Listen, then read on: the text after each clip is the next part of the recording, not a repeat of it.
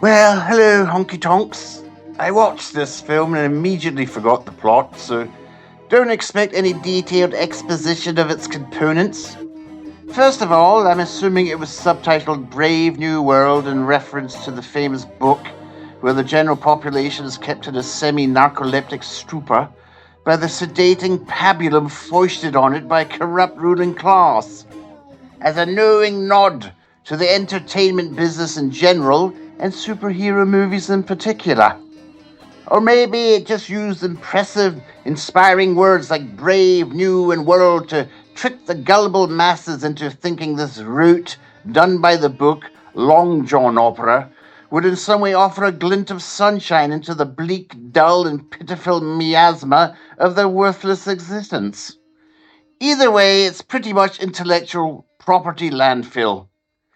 Harrison Ford is wheeled out as the only recognizable name. He was probably paid by the kilo in medicinal marijuana to convince him to appear in this pot boiler. Although he's so old, the marijuana would ironically probably actually have a medicinal effect by now. He has the same grumpy, stoic persona that is utilized in every moving picture he's ever acted in. The one that makes Jason Statham's acting style look like a one-man Brazilian gay pride parade, in comparative effusiveness. I would love to see a film starring Harrison Ford that doesn't put him in a difficult situation that he has to extricate himself from. Perhaps an hour and a half of him sitting by the pool drinking cocktails and playing Snake on his old Nokia phone. Who knows?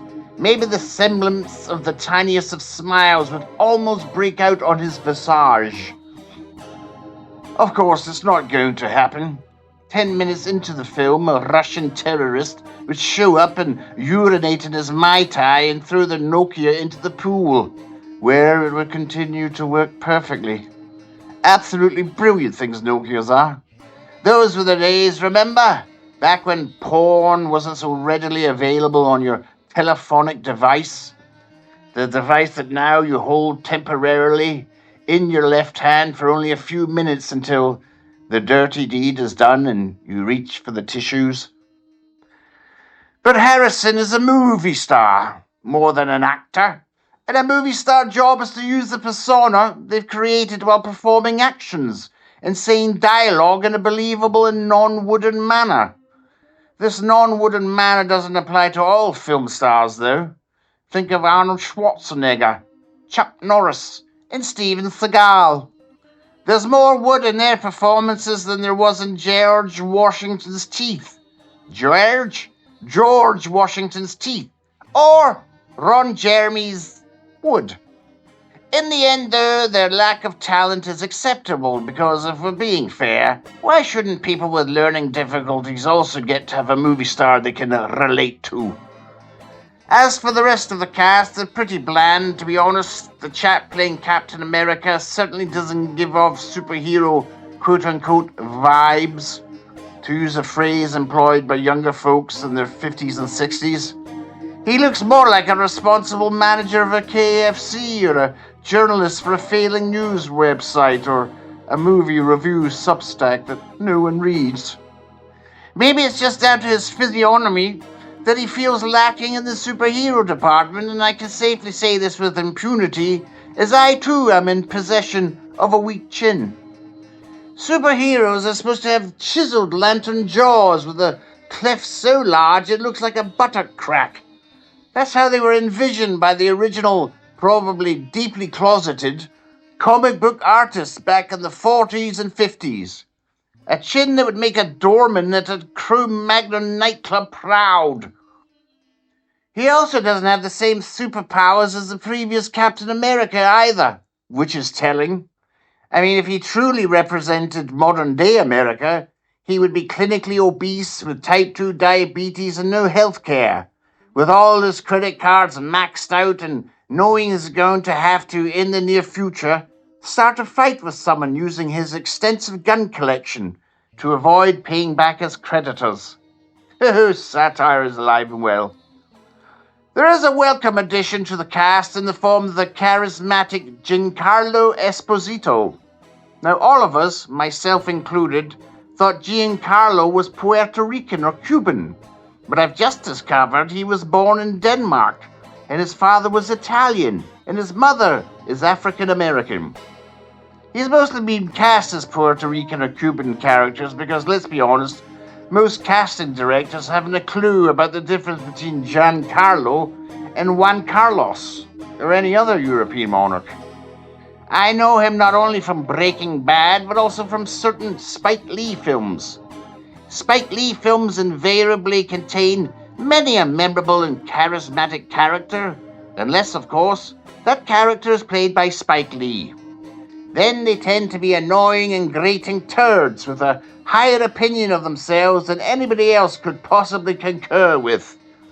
Mind you, that could also be said to be an essential ingredient in many an actor's personality. But fortunately for us, and unfortunately for them, they're not usually allowed to cast their own films. For another example of this unhappy phenomenon, see Quentin Tarantino. Liv Tyler plays Betty Ross, the daughter of Harrison Ford's character.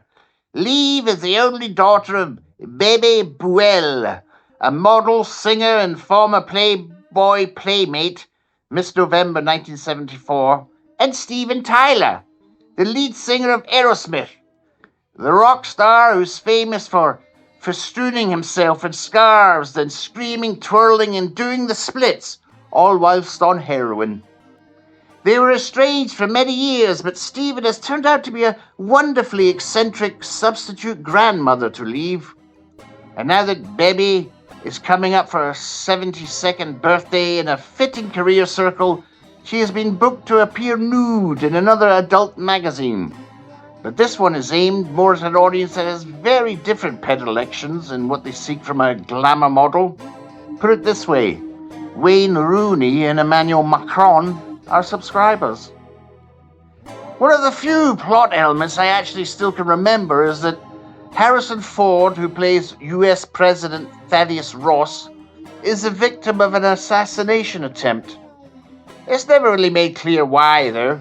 Perhaps he's one of the few people in Washington, D.C. who wouldn't spend all the major holidays and most of their paid leave during the calendar year worshipping in that infamous temple on Jeffrey Epstein's island. Having an attraction to potential sexual partners that are all over the age of majority or even in their 20s would have deemed him as untrustworthy and odd by many of his fellow politicians, as they are not used to working with such people. What I'm trying to say is he decided in a highly unusual move for a politician to not be a pederast. And on that happy note, I shall leave you until the second and final review of this dismal, moving picture. Adieu!